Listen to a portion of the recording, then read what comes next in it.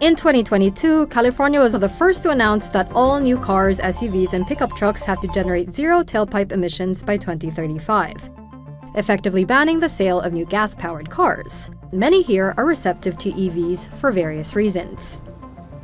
So it's not just environmentally beneficial, but also like enjoyable. Gas is much more expensive in California than the rest of the US as well, so maybe that's why people were quicker to adopt it as well. It's comfortable, it's nice, especially with the autopilot and all of that. The Biden administration's target is for 56% of all new car sales in the US to be electric by 2032, with another 15% for plug-in hybrids.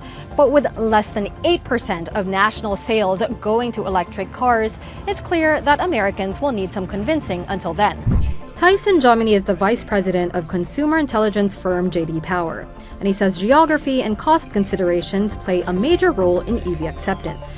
Really, the coastal markets are the big EV markets, and what we're missing is everything in the middle, which tends to be a very big part of the markets. Then additionally, EVs are still fairly expensive.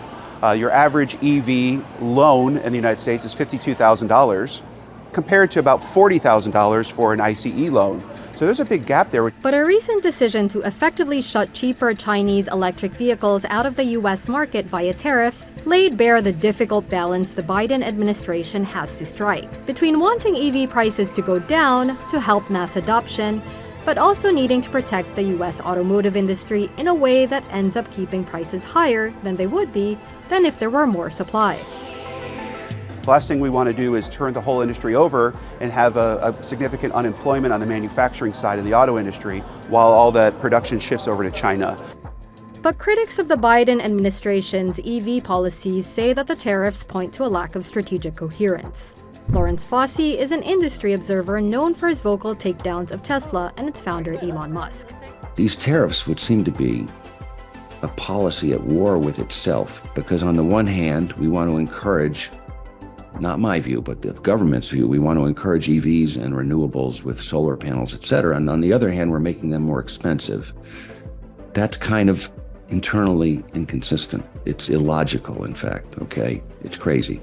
The bottom line is that Washington wants as many EVs on the road as possible, as long as they're American EVs. But how soon America gets there, or whether it gets there at all, will depend very much on Americans themselves, and how much they're along for the ride.